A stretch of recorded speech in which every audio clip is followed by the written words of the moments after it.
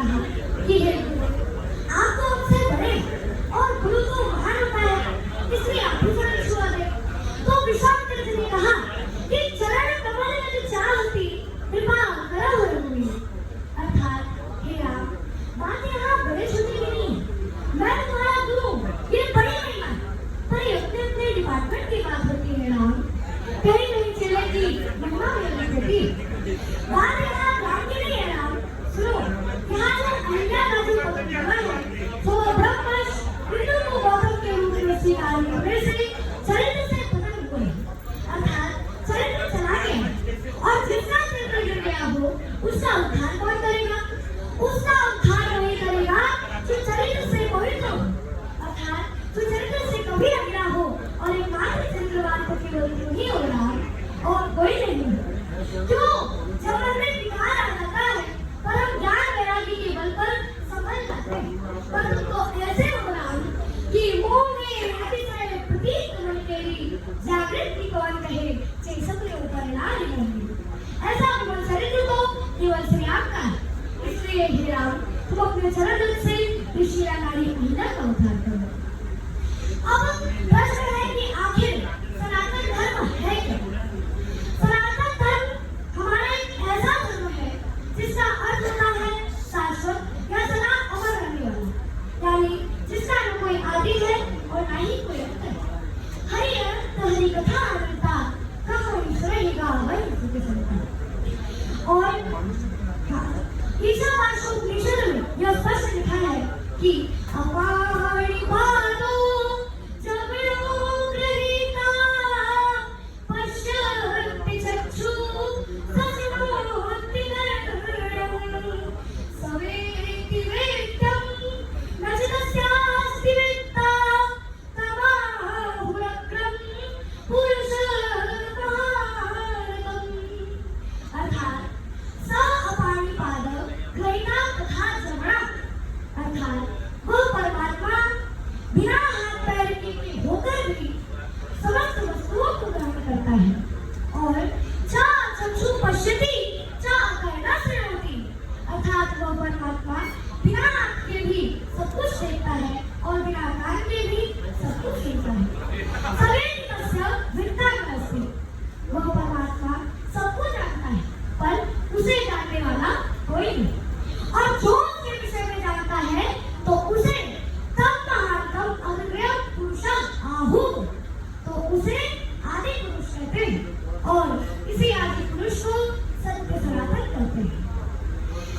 इस धरती पर अनेक युगों युगांतर से ऋषि महर्षियों का समागम रहा है और वाल्मीकि रामायण में यह स्पष्ट लिखा है और ये ब्रह्मा का भी उद्घोष है कि आप शक्ति सरितस्य महीतले तां ब्रह्माणि कथा लोकेषु प्रचलिष्यति। अर्थात जब तक धरती पर पहाड़ के अस्तित्व रहेंगे, नदियां बहती रहेगी, तां रामायण कथा लोकेषु प्रचलिष्यति, तब तक राम की कहानी घर घर में कही जाती रहेगी। ऐसा होने में किसी की मेहरबानी नहीं है, क्योंकि हमारे प्रभु श्री राम जी की कहानी है ऐसी। पूरे ब्रह्मांड में सबसे पूरे ब्रह्मांड का मूल मंत्र है ओम, जो कि पूरे ब्रह्मांड में गूंजते रहता है, गुंजायमान होते रहते हैं। तो और इसका पता वैज्ञानिकों ने भी लगाया है। तो प्रश्न है कि आखिर ये ब्रह्मांड है क्या? इस ब्रह्मांड में ईश्वर के अवतारों की चर्चा की गई है। अवतार की धारणा स्वभाव है। हिंदू धर्मशास्त्र के अनुसार 10 और 24 अवतारों का उल्लेख श्रीमद् भागवत में होता है। श्रीमद् भागवत कथा चित शक्ति और क्रिया शक्ति का लीला विलास है, जिसमें शक्ति और शक्तिवान के गुण आध्यात्मिक संबंधों का वर्णन हुआ है। और राम कथा उस पृथ्वी तल को विदीर्ण करके उगने वाले उस विशाल वटवृक्ष के समान है, जो कि संपूर्ण विश्व को अनेक सदियों से आश्रय देता हुआ प्रकृति के विशिष्ट विभूति के रूप में आज तक अपना मस्तक ऊंचा किए हुए खड़ा है। संसार के लोग रामायण की राम और सीता को तथा महाभारत की भगवत गीता को भी बोल सकते हैं। इस आर्य संस्कृति के प्राण रक्षक है कौशल्या नंदन, दशरथ नंदन, राघवेंद्र सैया। तो प्रश्न है कि अवतार क्या है? अवतार की संख्या हरे संकुल निधे द्विजा यथा विनाशरः कुल्या सरसः स्युः सहस्रशः। अर्थात हे ब्राह्मणों, जिस प्रकार से अक्षय जल के स्रोत से हजारों झरने या नाले होते हैं, वैसे ही भगवान के भी असंख्य अवतार होते हैं। जब धर्म पर अंधेरा छा जाता है, तब उस अंधेरे को दूर करने के लिए परमात्मा का दिव्य प्रकाश होता है और इसी दिव्य प्रकाश को अवतार कहते हैं।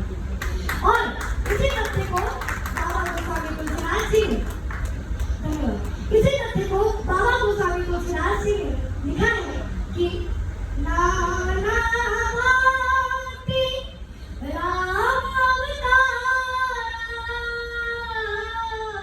और रामायण सत कोटि अपार। तो अब प्रश्न है कि श्रीमद् भागवत और श्रीमद् भगवत गीता का श्रीमद् भागवत का अर्थ होता है कि श्री का अर्थ होता है श्री आदि शक्ति स्वरूपा, श्री आदि रानी, श्री महाकाली, महासरस्वती, महालक्ष्मी, महागौरी आदि आदि शक्तियों को संकेत करता है। और मन का अर्थ होता है मस्ती, जो कि भगवान श्री कृष्ण ने प्रेमावतार में जो लीला की थी, उस लीला की शक्ति को मस्ती का संकेत दिया जाता है। और भागवत का अर्थ है कि भाव से भागवत पाप सब कैसे गतिर्निवाण और कैसे ब्रह्म में मिल गयो और कैसे तरणी सुजान। और कैसे तरणी सुजान। और श्रीमद् भगवत गीता का अर्थ होता है कि गीता सुगीता कर अध्याय कि मंदिर शास्त्र विस्तर है, गीता सुगीता करने योग्य है। और महाभारत में जो 18 जो युद्ध चले थे, उसी युद्ध को श्रीमद् भगवत गीता कहा जाता है, उसी युद्ध को श्री कृष्ण का गीता ज्ञान कहा जाता है। तो आइए अब प्रस्तुत है श्री कृष्ण का गीता ज्ञान, श्री कृष्ण का संदेश और गीता का ज्ञान। जब भगवान श्री कृष्ण कौरवों के पास गए तो उन्होंने कौरवों से कहा कि जब आधा राशि नहीं दे सकते तो केवल 5 लाख ही पांडवों को दे दीजिए। तो देखो केवल 5 लाख रख लो अपनी धरती में, हम उन्हें खुशी से खाएंगे, बंधन में हंसी उठाएंगे। भगवान ने दुर्योधन से कहा कि हम उसे भी पांडव को मना लेंगे और भीषण विपक्ष को बचा लेंगे।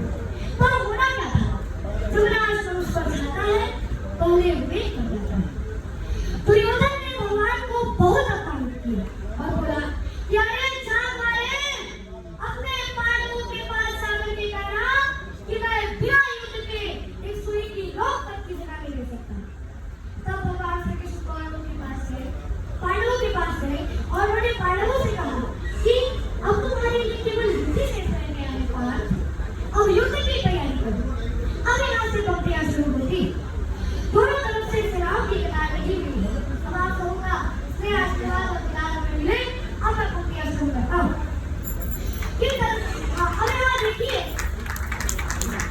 अब यहाँ देखिए कि हस्तिनापुर के अंधे राजा धृतराष्ट्र ने संजय से पूछा कि हे संजय, धर्म क्षेत्रे कुरुक्षेत्रे संवेदायोयुत्सवः मामका पांडवश्चैव किं कुर्वत् सन्निधम्। अर्थात हे संजय, संवेदायोयुत्सवः धर्म क्षेत्रे कुरुक्षेत्रे, अर्थात हे संजय, समान रूप से युद्ध की इच्छा रखने वाले धर्मभूमि के कुरुक्षेत्र में मामका पांडवश्चैव, मेरे पुत्रों ने और पांडव के पुत्रों ने किं कुर्वत्, यानी क्या क्या किया। The blind king of Hastinapur, Dhritarashtra said, Sanjay, O Sanjay, gather up the mind of Kurukshetra, what did my sons and sons of Pandavas do? Then Sanjay said, तब संजय ने कहा कि तलवार धनुष और पैदल सैनिक कुरुक्षेत्र में खड़े हुए रक्त पासों महारथी एक दूसरे समूह खड़े हुए कई लाख सेना के सम्मुख पांडव पांच बेचारे थे। एक तरफ से समय था और एक समय के मारे थे। महासमर की प्रतीक्षा में सारे ताक रहे थे जी, और ताक के रखो सेवकी हाथ रहे थे जी, सेवकी हाथ रहे थे। रणभूमि के सभी नजारे देखने में कुछ खास लगे। बाला ने अर्जुन को देखा, अर्जुन को उल्लास लगे। कुरुक्षेत्र का महासमर एक पर्वत में सजा डाला। पांच चक्र उठाकर उसने उसे लगा डाला। हुआ शंकरा जैसे ही सबका लड़न शुरू हुआ। रक्त विपरना घास हुआ, सबका बदल शुरू हुआ। कहाँ कृष्ण और पार्थ मारे बात को भी चला। गाड़ी पर पहाड़ों को और तंचा खींच चला। अब यहाँ देखिए कि महाभारत के युद्ध में दोनों तरफ से विराम की कतार लगी हुई है और दोनों पक्ष सभी उत्तर दिए। अब यहाँ अर्जुन को मृत्यु देनी पड़ी है। तुम किसका बात कर रहे हो? सभी तो मेरे अपने हैं। हे कृष्ण, मेरे हाथ से गांडी छूट रहा है, मेरा शरीर थरथरा रहा है, मेरा मुख सूख रहा है, मैं क्या करूं? तब भगवान श्री कृष्ण से कहा कि हे पार्थ, श्रीमद् भगवद गीता के 3वें अध्याय के 36वां श्लोक में भगवान श्री कृष्ण से कहते हैं कि हे अर्जुन, हतो वा प्राप्यसि स्वर्गं जित्वा वा भुङ्क्षसि वयं तस्मात् उत्तिष्ठ कौन्तेय युद्धाय कृतनिश्चय। अर्थात हे अर्जुन, यदि तुम वीर गति को प्राप्त होते हो तो तुम्हें स्वर्ग मिलेगा, और यदि तुम विजयी होते हो तो तुम धरती का सुख मिलेगा। इसलिए मेरी बातें उठो और निश्चय करके युद्ध करो। भगवान श्री कृष्ण से अर्जुन, ओ Arjun, if you fight, you will either be slain on the battlefield and go to the celestial abode, or you will gain victory and enjoy the kingdom on earth. Therefore arise with a determination, O son of Kunti, and be prepared to fight. और wherever there is desire, united, and will increase under the place, O Arjun, at the time I curse. कहाँ कृष्ण और पार्थ वाले आपको खींचना, गाड़ी पर भाइयों को और उनके साथ खींचना। आज दिखाने रणभूमि में योद्धा की तासीर यहाँ, इस धरती पर कोई नहीं, अर्जुन जैसा भी यहाँ। सुनी बात मानो की तू अर्जुन का चेहरा उतर गया, मानो एकदम थाली की मिट्टी मानो झोंक उतर गया। बोले पार्थ सुनो का यहाँ, बोले पार्थ सुनो का यहाँ, ये जितने भी बुजुर्ग खड़े हुए हैं, इन सबसे ही तो सीख कर पांचों भाई बड़े हुए हैं। इधर खड़े बाबा विश्राम को बहुत खिलाया है, गुरु द्रोण ने अनुष्ठान का सारा राज सिखाया है। सभी भाई पर प्यार दिखाई, कुत्ते बात तुम्हारी ने, लेकिन कभी नहीं पूरी छोटी थी बड़ी माता गांधारी ने। ये जितने भी बुजुर्ग खड़े हुए हैं, सभी पूजने लायक है। माना दुर्योधन और दुशासन थोड़े से नालायक है। अरे मैं अपराध क्षमा करता हूँ,